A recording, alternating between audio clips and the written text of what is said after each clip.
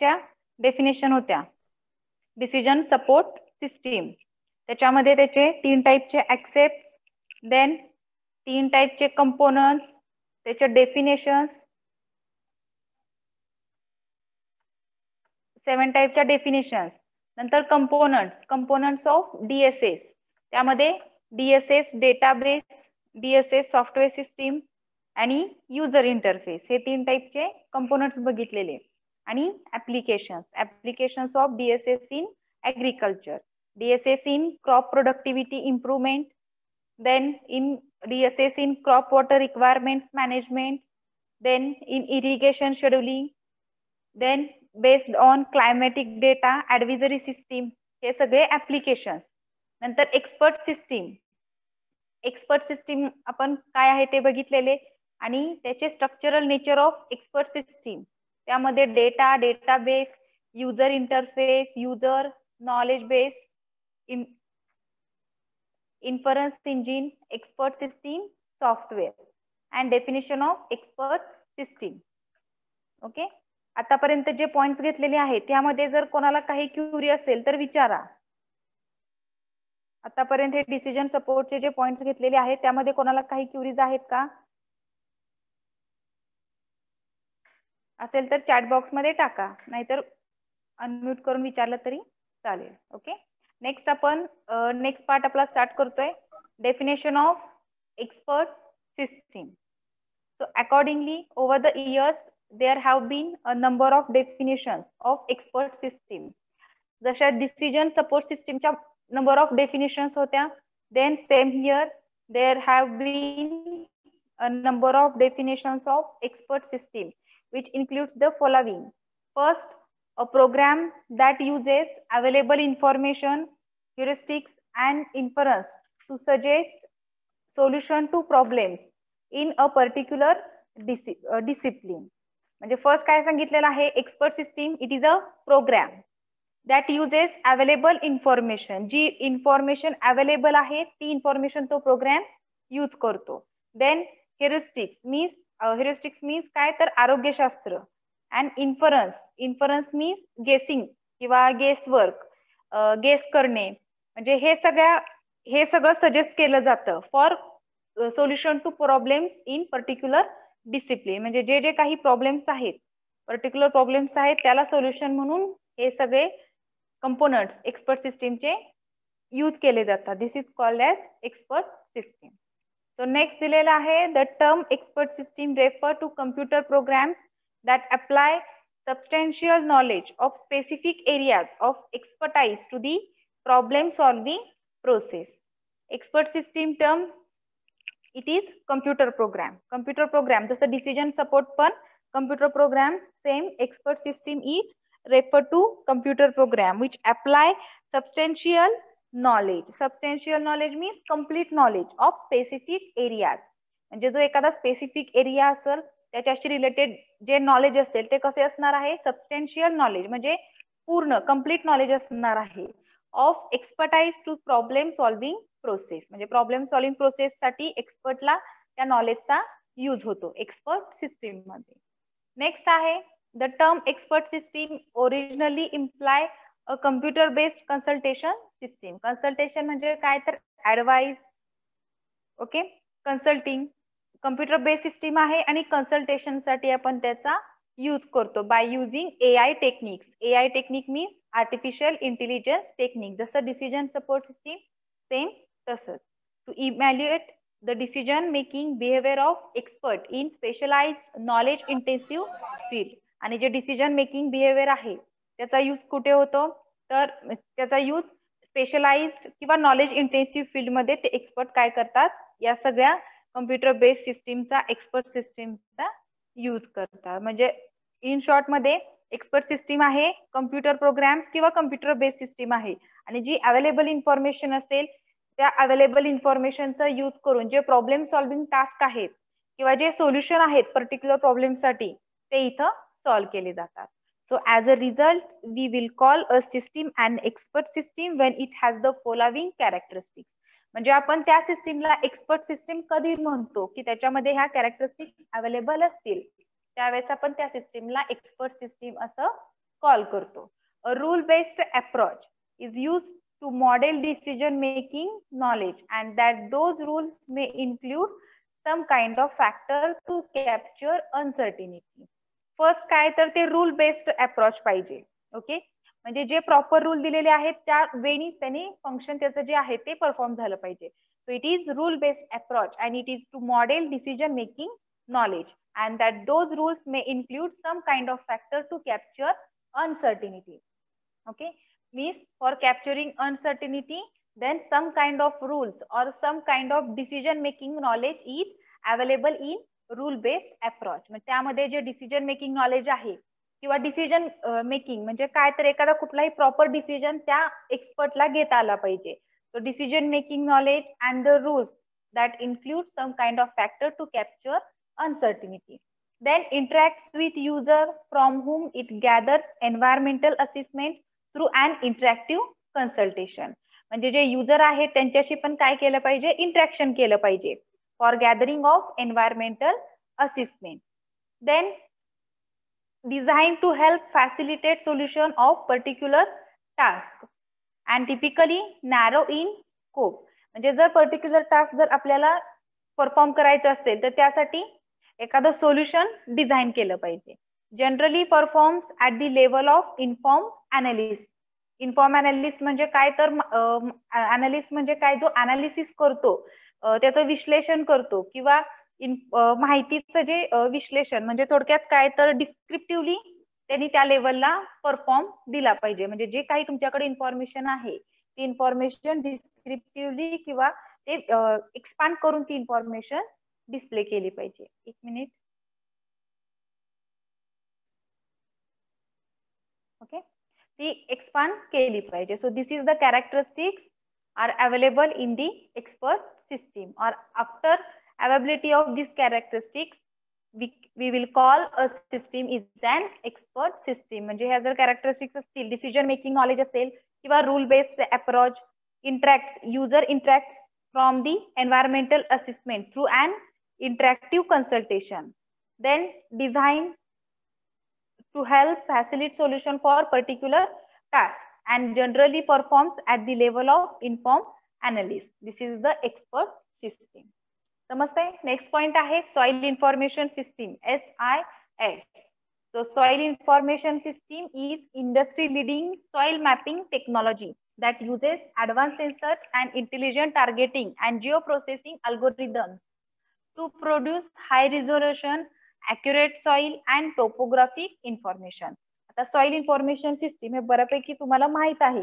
It is an industry leading soil mapping technology. म्हणजे जे तुमची सॉइल आहे त्याचं मॅपिंग करण्यासाठी आपण सॉइल इन्फॉर्मेशन सिस्टीमचा यूज करतो. मग त्यामध्ये ऍडव्हान्स सेन्सरचा यूज केला जातो किंवा intelligent targeting, Jio processing algorithms, हे सगळे त्या सॉइल इन्फॉर्मेशन सिस्टीमचे कंपोनंट्स आहेत.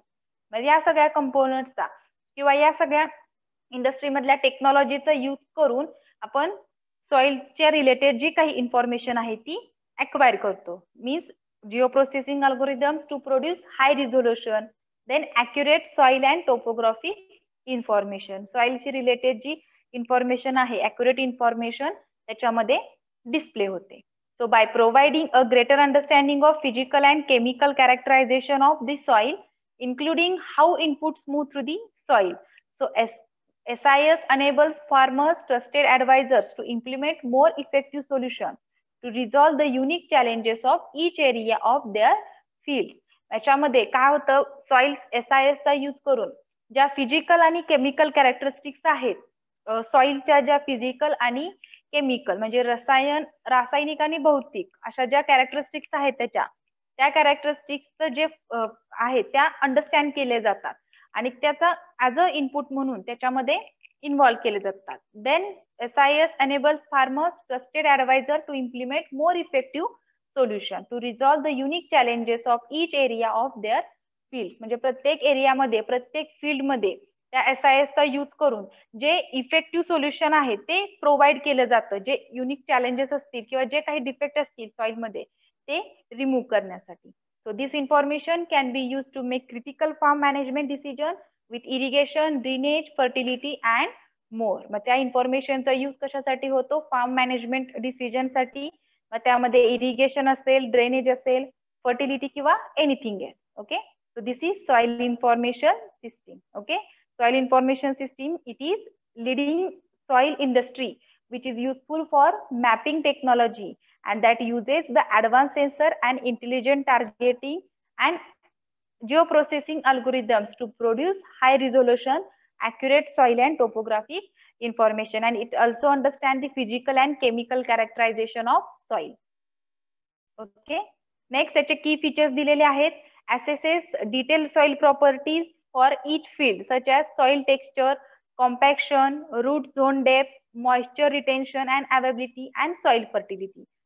त्याचे की फीचर्स म्हणजे काय, तर त्याचे जे इम्पॉर्टंट पॉइंट्स आहेत ते दिलेले आहेत की त्याचा यूज कशासाठी केला जातो, किंवा त्यामध्ये सॉइलच्या ज्या प्रॉपर्टीज आहेत त्या चेक केल्या जातात. मग सॉइलचं टेक्स्चर असेल, compaction, root zone depth, moisture असेल, त्याची मॉइश्चरची अवेबिलिटी, ओलावा किती आहे, किंवा सॉइलची फर्टिलिटी, हे सगळे त्याच्यामध्ये असेस केलं जातं सॉइलच्या प्रॉपर्टीज मध्ये और डिटेल सॉइल प्रॉपर्टीज मध्ये. So view soil analysis for the top 48 inches. 48 inches means 122 centimeter of the field surface in the 3D. म्हणजे सॉइलचे अनालिसिस पण 3D, सॉइलचे अनालिसिस जे आहे ते पण तिथं आपल्याला बघता येतं at the top of 48 inches. Then download soil maps into your farm management software application, including Trimble Edge software or other third party software system. मग ह्याच्यामध्ये जे फार्म मॅनेजमेंट साठी जे सॉइलचं ऍप्लिकेशन रिक्वायर्ड आहे ते ऍप्लिकेशन पण तिथं काय करायचं, डाउनलोड करायचं. Then create variable rate application maps from the soil information to help maximize plant growth. म्हणजे जे व्हेरिएबल रेट ऍप्लिकेशन मॅपिंग आहे सॉइल इन्फॉर्मेशन सिस्टीमची, त्याचा यूज पण आपल्याला प्लांटची ग्रोथ इन्क्रीज करण्यासाठी होऊ शकतो. दीज आर दी की फीचर्स. त्यामध्ये पहिल्यांदा सॉइलच्या ज्या प्रॉपर्टीज आहेत त्या प्रॉपर्टीज काय करायच्या, असेस करायच्या. मग त्या प्रॉपर्टीज कोणत्या असणार आहेत, सॉइलचं टेक्स्चर असेल, compaction, root zone depth, moisture availability, retention and soil fertility. Okay, आणि नंतर सॉइल अनालिसिस जे आहे ते पण आपण 3D सरफेस मध्ये बघू शकतो. शिवाय जे ऍप्लिकेशन आहे सॉइल मॅपिंग साठी, ट्रिम्बल एज सॉफ्टवेअर किंवा थर्ड पार्टी सॉफ्टवेअर सिस्टीम ते यूज करणे, किंवा जे व्हेरिएबल आहेत, किंवा create variable rate application for mapping which is useful from soil information and which help to maximize the plant growth. प्लांटची growth maximize करण्यासाठी त्याचा यूज केला जातो. नेक्स्ट टाइप्स ऑफ मॅप तेच आहे, त्याच्यामध्ये रूट झोन डेप्थ आहे. टाइप्स ऑफ मॅप मध्ये काय, it offers precise 3D soil model. 3D soil model आहे, त्यामध्ये फिजिकल आणि केमिकल कॅरेक्टरिस्टिक्स इन्क्लूड आहेत सॉइलच्या. मग त्यामध्ये रूट झोन डेप्थ आहे, सॉइलचं टेक्स्चर, क्ले आहे, सँड, कोर्स फ्रॅगमेंट कंटेन, म्हणजे कोणत्या टाईपची सॉइल आहे ते तिथं कॅरेक्टरिस्टिक्स मध्ये इन्क्लूड केलेलं आहे.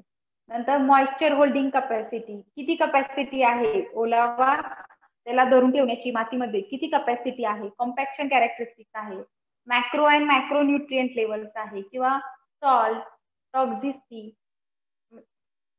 हे सगळे टॉक्झिसिटी कॉन्सन्ट्रेशन, म्हणजे हे सगळे कॅरेक्टरिस्टिक कशाचे आहेत, physical and chemical characteristics of soil which include the following points: root zone depth, soil texture, moisture holding capacity, compaction characteristics, macro and macronutrient levels, salt and toxicity concentration.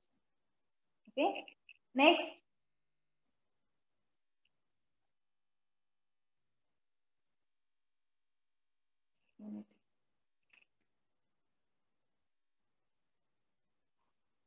एक weight करा 2 minute.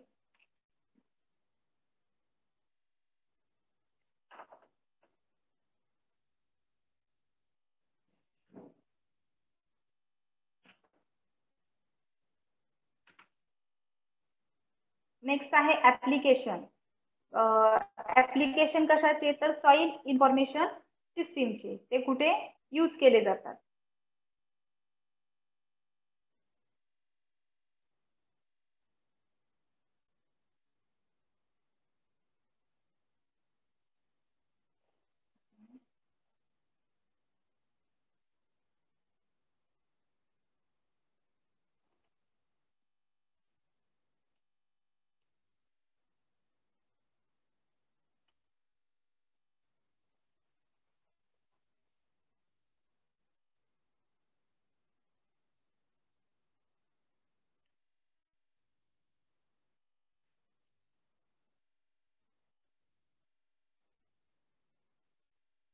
Okay, screen share होते तोपर्यंत आपण next point बघूयात.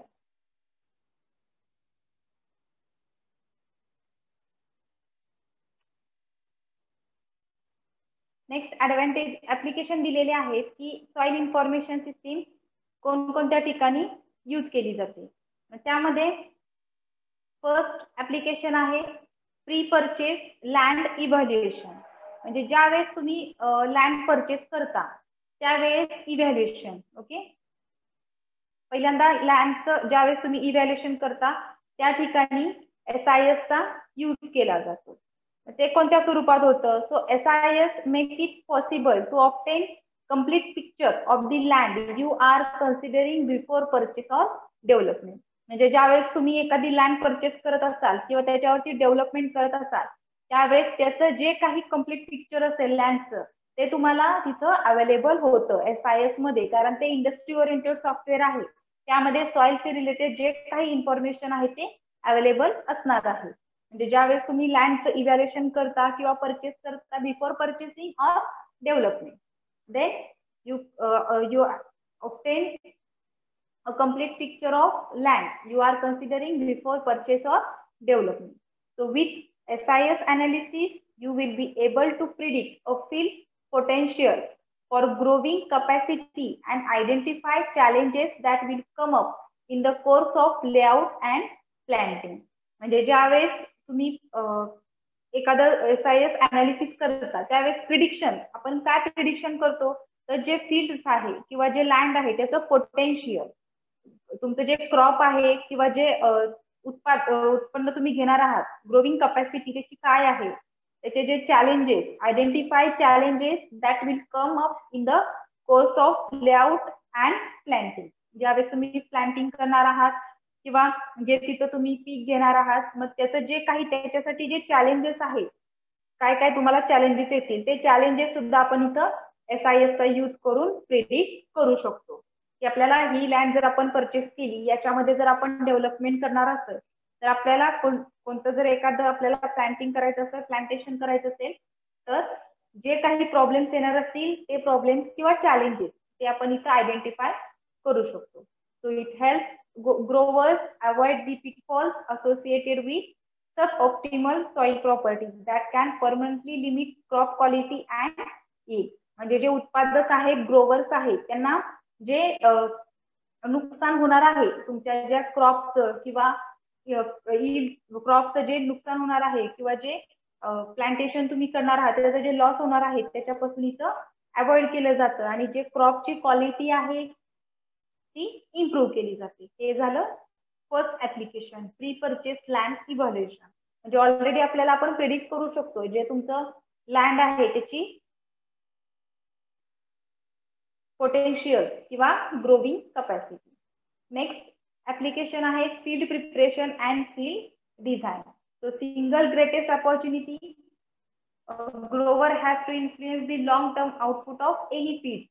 Then vineyard or orchard comes with the design and planting of new field.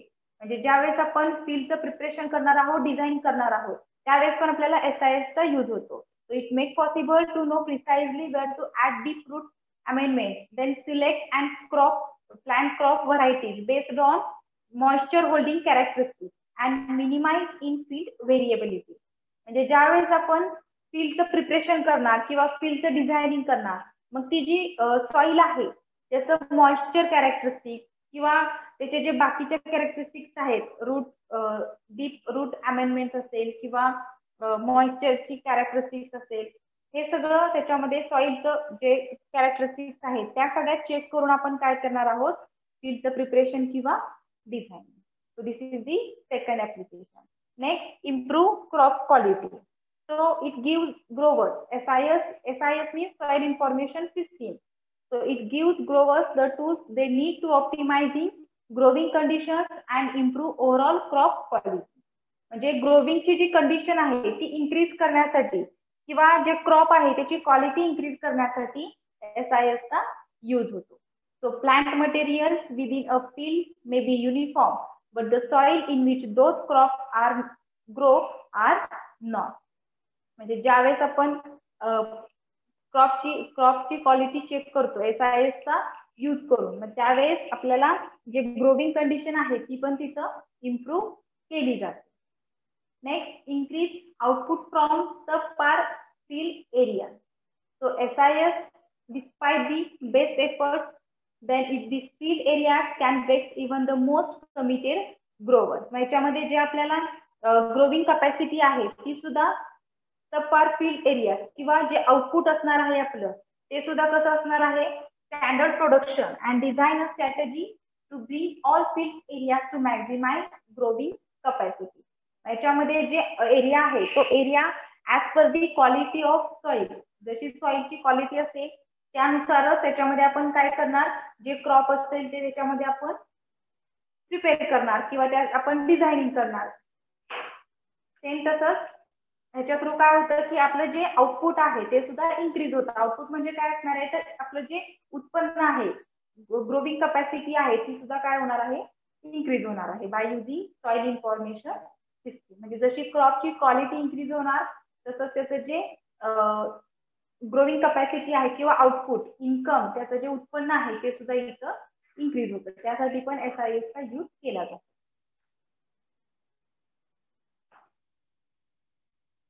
Next,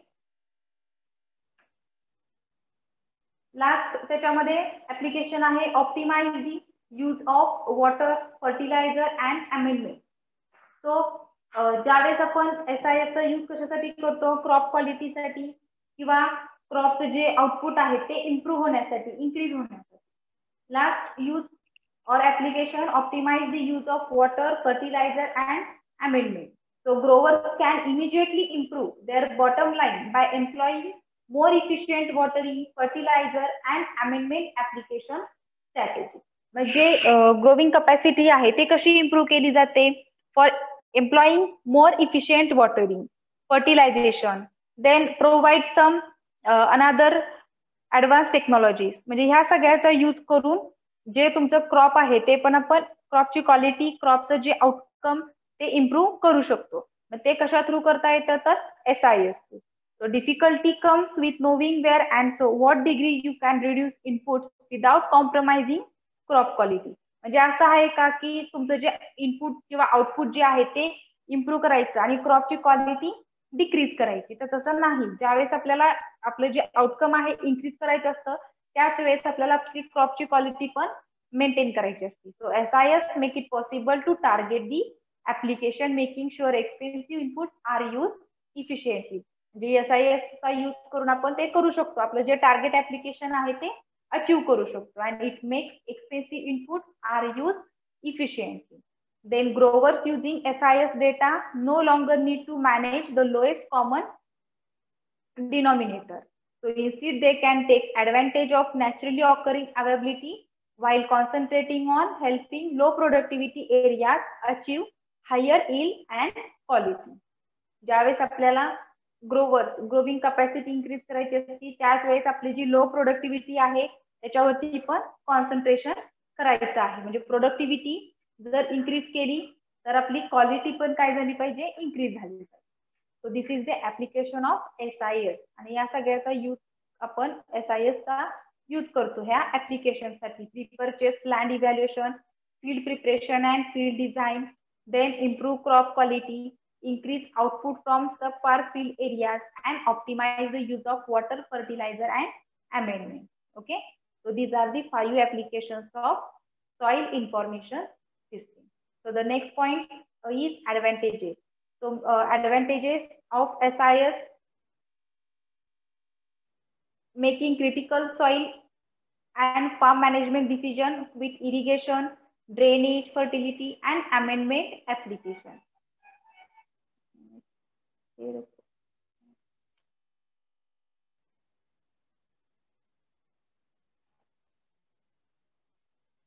Making critical soil and farm management decision with irrigation, drainage, fertility and amendment application. म्हणजे soil आणि form management याच्यामध्ये आपण irrigation, drainage, fertility याचा use करतो. जर आपल्याला त्याचं management करायचं असेल, म्हणजे सॉइलची क्वालिटी, त्याचं टेक्स्चर चेक करायचं असेल तर त्याचबरोबर आपण इरिगेशन, ड्रेनेज, फर्टिलिटी या ठिकाणी आपण SIS चा यूज करतो. So saving time and operating cost by using soil variability to target precision sampling location. So sometimes reducing the number of samples taken by 60% over traditional sampling method. याच्या through काय होतं की जो आपला time आहे आणि operating cost आहे ती सुद्धा तिथे सेव्ह केली जाते बाय युझिंग सॉइल व्हेरिएबिलिटी. सॉइलची व्हेरिएबल क्वालिटी किंवा त्याचे व्हेरिएबल टाईप जर आपण बघितले तर त्याचा यूज करून किंवा सॅम्पल जर आपण घेतले डिफरंट लोकेशनचे तर त्यावेळेस आपण जे सॅम्पल घेतो ते नंबर ऑफ सॅम्पल्स काय करायचे रिड्यूस करायचे. म्हणजे जेवढे आपल्याला परफेक्ट वाटतात तेवढे सॅम्पल्स फक्त आपण काय करायचे तिथं टेस्ट करायचे. मग त्याच्यामुळे आपला जो टाइम आहे तो सेव्ह होतो आणि कॉस्ट पण आपली सेव्ह होतो. मग हे कशामुळे होतं तर सॉइल इन्फॉर्मेशन सिस्टीम मध्ये, कारण ऑलरेडी त्या सिस्टीम मध्ये जे डिटेल्स आहेत सॉइलशी रिलेटेड ते डिटेल्स पण तिथं काय केलेले आहेत तर ऍड केलेले आहेत किंवा आपण त्याच्या थ्रू ते ऍक्सेस करू शकतो.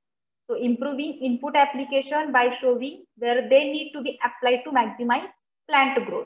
जर इनपुट ऍप्लिकेशन आपण इन्क्रीज केलं तर आपल्या प्लांटची ग्रोथ पण काय होते मॅक्झिमाइज होते. So making better soil management decision with irrigation, drainage and fertility data. म्हणजे सॉइल मॅनेजमेंट पण आपण बेटर हँडल करू शकतो by using irrigation, drainage and fertility of data and maximising plant growth using soil information from variable rate application map. म्हणजे प्लांटची growth आपण soil इन्फॉर्मेशनचा use करून मॅक्झिमाइज करू शकतो. So these are the advantages of soil information system. Okay, इथं आपला decision support system जो टॉपिक आहे तो इथं एंड होतो. त्याचबरोबर आपला थेरी पार्ट इथं पूर्ण संपतो. ओके, याच्यामध्ये कोणाला काही क्युरीज आहेत का? आतापर्यंत जो थेरीचा पार्ट आपला झालेला आहे, थेरी पार्टचा सिलेबस इथं आपला संपतोय. सगळ्यांनी हो ऑनलाईन सगळ्यांनी काय करा स्टडी करा व्यवस्थित. जर काही क्युरीज असतील तुम्हाला तर त्या विचारा. जर काही प्रॉब्लेम असेल कोणत्याही टॉपिक मध्ये तर तो तुम्ही विचारा. ओके, आणि आपला जो प्रॅक्टिकल आहे 9 पर्यंत मी सांगितलेले आहेत सगळ्यांना. स्क्रीन इथं शेअर होईना झाली, प्रॉब्लेम. जर तुमच्याकडे असेल पीडीएफ तर ओपन करून बघा 9 पर्यंत, कारण इथं माझी स्क्रीन शेअर होत नाहीये, बंद पडते.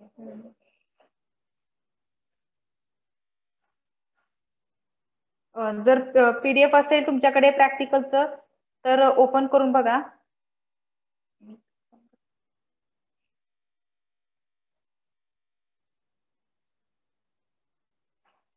ओके, 9 पर्यंत मी प्रॅक्टिकल आपले झालेले आहेत. त्या प्रॅक्टिकल मध्ये जर काही क्युरीज असतील तर तेही विचारा. ओके, जर तुमच्याकडे लॅपटॉप कम्प्युटर असेल तर प्रॅक्टिस करा. प्रॅक्टिस करताना जर काही प्रॉब्लेम आले तर विचारा.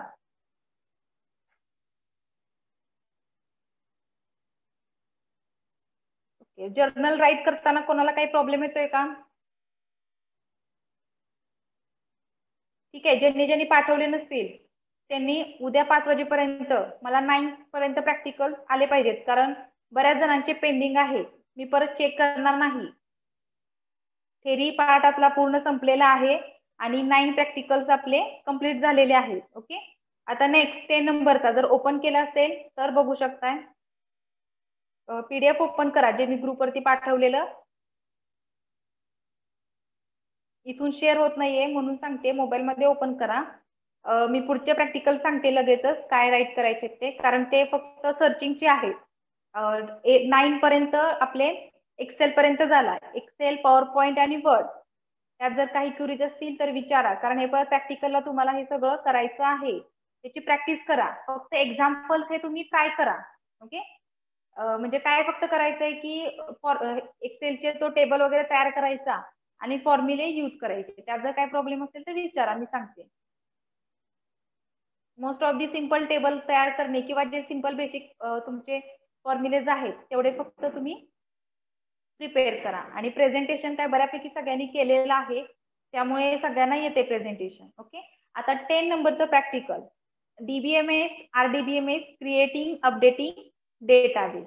आता ह्याच्यामध्ये दोन टाईपचे आपण डेटाबेस प्रिपेअर करू शकतो. एक तर आपण ऍक्सेस मध्ये करू शकतो, सिंपल मायक्रोसॉफ्ट ऍक्सेस डेटाबेस किंवा RDBMS. आपल्याला दोन्हीपैकी कोणतंही केलं तरी चालते. मग आपल्याला आता ऍक्सेस तर अवेलेबल आहे, ऍक्सेस आपण त्याच्यामध्ये घेऊ शकतो.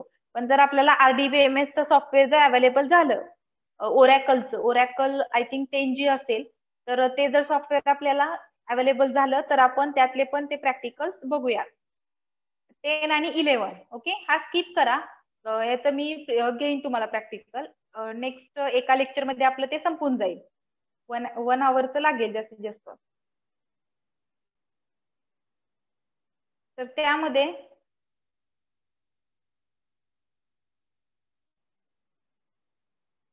नेक्स्ट 10 आणि 11. ओके, हे दोन स्किप करा. 9 पर्यंत सगळ्यांचे कंपल्सरी झालेच पाहिजेत राईट करून. आणि ग्राफ जरा व्यवस्थित काढा रे, नीटली क्लीनली जरा ठेवा ग्राफ तो. ओके, 12 नंबरचा बघा. जॉईन होत शेअर होते का बघते.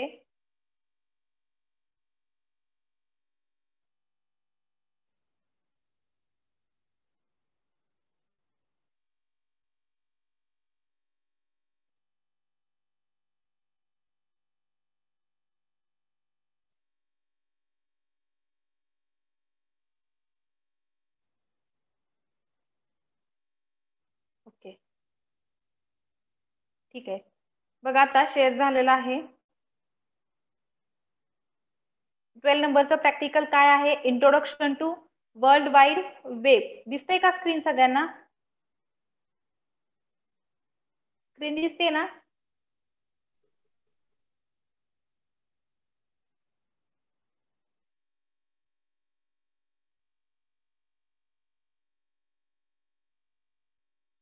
हॅलो, स्क्रीन दिसते का?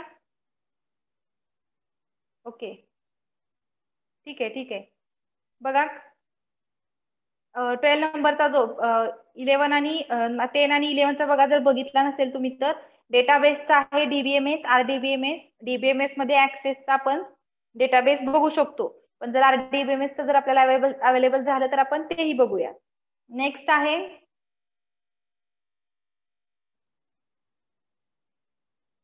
11.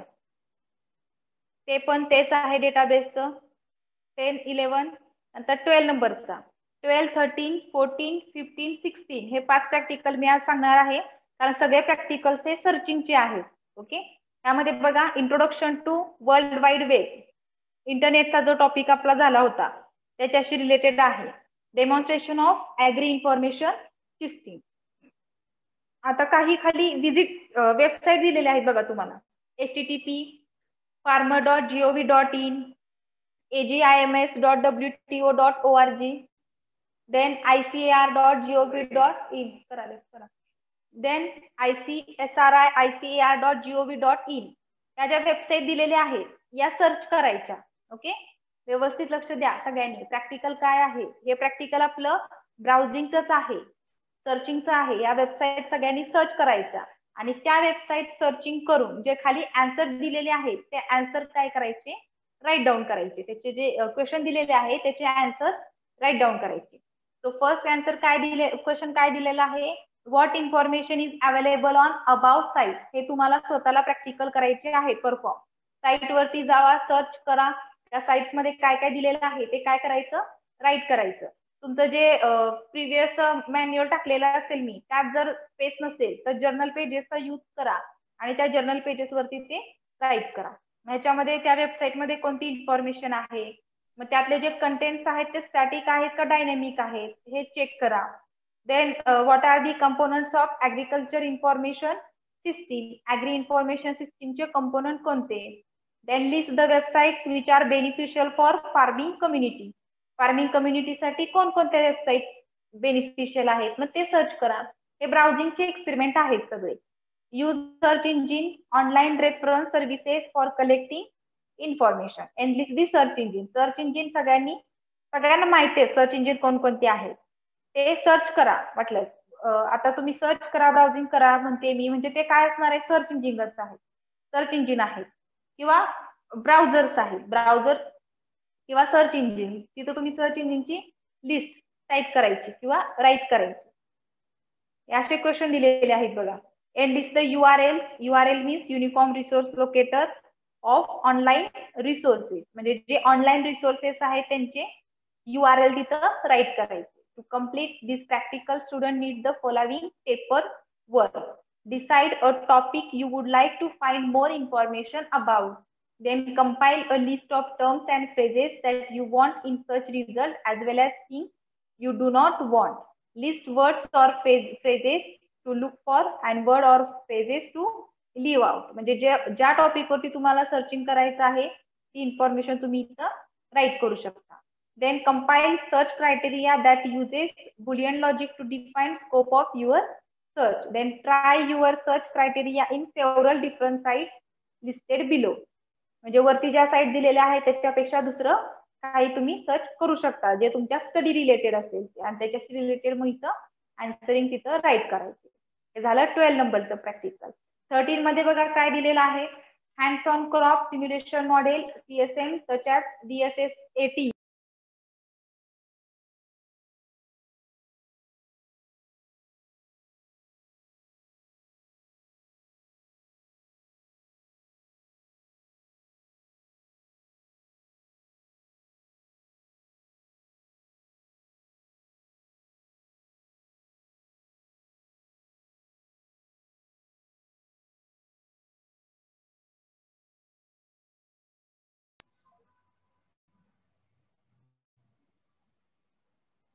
ओके, याच्यामध्ये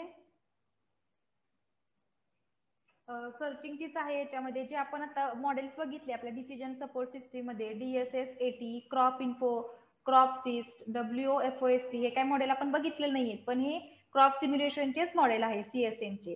so computation of water and nutrient requirements of crop using CSM and IT tools. मग ह्याच्यामध्ये व्हिजिट द साईट्सला तुम्ही व्हिजिट करा.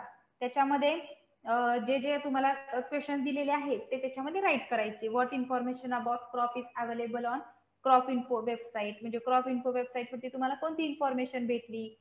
नंतर water and nutrient requirements crop using CSM and IT tools, त्यांचं computation.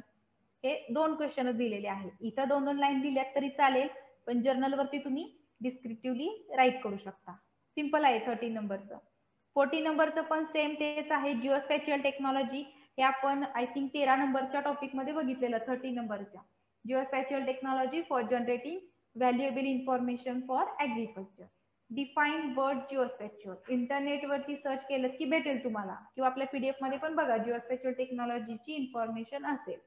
So with the help of practical 12 search literature, research papers and lecture notes, geospatial technology. म्हणजे 12 नंबरचा जो experiment आहे त्यातल्या ज्या वेबसाईट दिलेल्या आहेत त्यांचा यूज करून पण तुम्ही ते सर्चिंग करू शकता. With reference extracted from step 2 explain importance of GIS for agriculture field. GIS चे इम्पॉर्टन्स लिहायचे आहेत.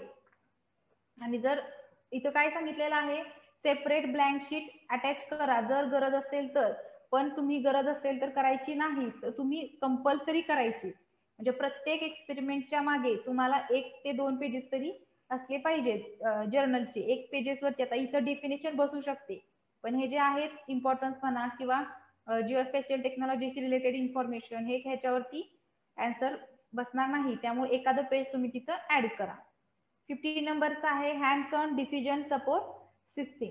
त्यामध्ये काय दिलेलं आहे, study the literature available at, म्हणजे हे जे JSPचं पेज दिलेलं आहे त्याच्यामध्ये लिटरेचर आहे ते तुम्ही स्टडी करू शकता आणि त्याच्या थ्रू काय करायचे, जे क्वेश्चन दिलेले आहेत ते सॉल्व्ह करायचे. With the help of practical 12 search literature, then research paper, lecture notes to know what is DSS and how it work. 12 नंबरच्या जे वेबसाईट आहेत त्याचा यूज करून पण तुम्ही राईट करू शकता. What is DSS and how it works. Next, with reference extracted from step 2, explain importance and working of DSS for agriculture field. Agriculture field मध्ये DSS चा यूज कसा होतो हे आपण ऑलरेडी बघितलेला आहे, तरी पण तुम्ही वेबसाईटचा यूज करून 12 नंबरच्या एक्सपेरिमेंट मधल्या तुम्ही सर्चिंग करू शकता. ओके, 13, 12, 13, 14, 15 हे 4 एक्सपेरिमेंट आणि 5वा experiment introduction to programming languages, हे ऑलरेडी तुम्हाला जे मी रिटर्न मध्ये मॅन्युअल दिलेलं आहे त्यामध्ये पण आन्सर्स याचे अवेलेबल आहेत आणि तुम्ही सर्चिंग पण करा.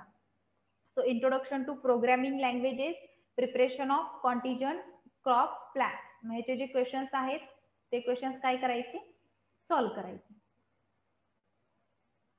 हे दिलेले आहेत बघा त्या मॅन्युअल मध्ये, आणि हे URL जे दिलेलं आहे त्याच्यावरती जरी क्लिक केलं, ओपन केलं तरी तुम्हाला त्याची इन्फॉर्मेशन मिळून जाईल. समजतंय? 10 आणि 11 हे 2 प्रॅक्टिकल सोडून 1 to 16 मध्ये तुम्हाला काही प्रॉब्लेम आहे का कोणाला? जे 39 मेंबर्स ऍड झालेले आहेत, बाकीचे जे ऍड झालेले नाहीत त्यांचं ते बघून घेतील आता कसं सॉल्व्ह करायचं, काय करायचं. पण जे 39 मेंबर्स ऍड झालेले आहेत त्यामध्ये कोणाला काही प्रॉब्लेम आहे का? प्रॅक्टिकल कसं राईट करायचं, काय करायचं हे समजलेलं नाही असं कोण आहे का?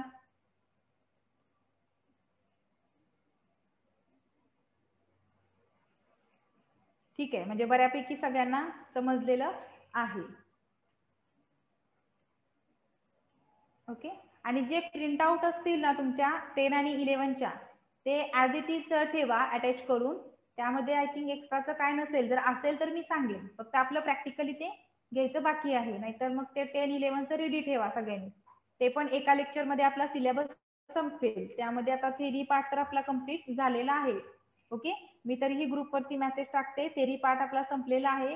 फक्त प्रॅक्टिकल पार्ट त्यातले पण 10 आणि 11 हे 2 प्रॅक्टिकल, म्हणजे तो एकच प्रॅक्टिकल आहे डेटाबेसचा, फक्त एकामध्ये क्रिएशन आणि एकामध्ये मॅनिप्युलेशन आहे. ओके. म्हणजे त्याचा परफॉर्मन्स आहे. मग हे आपण जसं आपल्याला सॉफ्टवेअर अवेलेबल होईल, ओरॅकलचं भेटलं तर आपण RDBMS घेऊ, नाहीतर मग ऍक्सेस वरती मी तुम्हाला डेटाबेसचे प्रॅक्टिकल कंडक्ट करून दाखवेन. ओके. जर काही प्रॉब्लेम असेल कोणाला अजून प्रॅक्टिकलशी लेक्चरचा तर विचारा. आहे का काही प्रॉब्लेम कोणाला? अटेंडन्स घेते मी तोपर्यंत.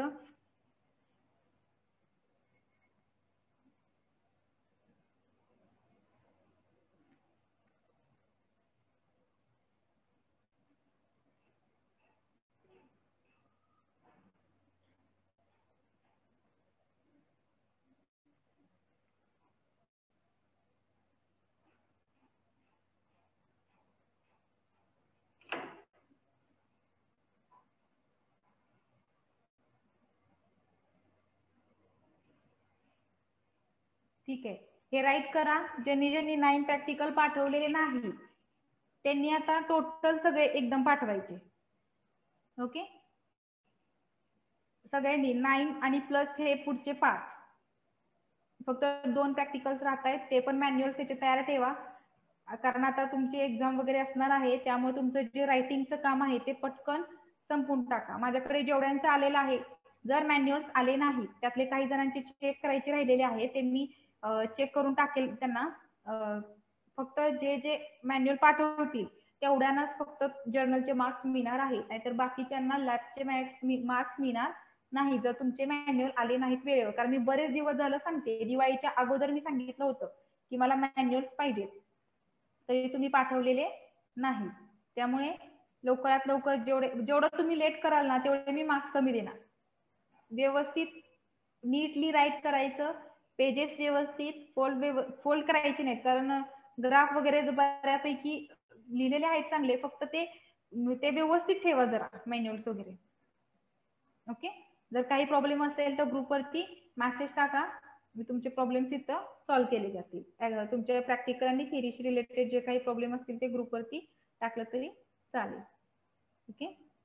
ठीक आहे. नेक्स्ट एखादं लेक्चर आपल्याला जर भेटलं तर त्यामध्ये आपण प्रॅक्टिकल कंडक्ट करू, नाहीतर मग ज्यावेळेस आपल्याला सॅटर्डेला वगैरे जर आपण घेऊन टाकू, मग जरी आपलं शेड्यूल नसेल तर त्या दिवशी ते डेटाबेसचं प्रॅक्टिकल करून टाकूया. जर काही प्रॉब्लेम असेल सॅटर्डेला घ्यायला तर तसं सांगा. आहे का कोणाला काही प्रॉब्लेम?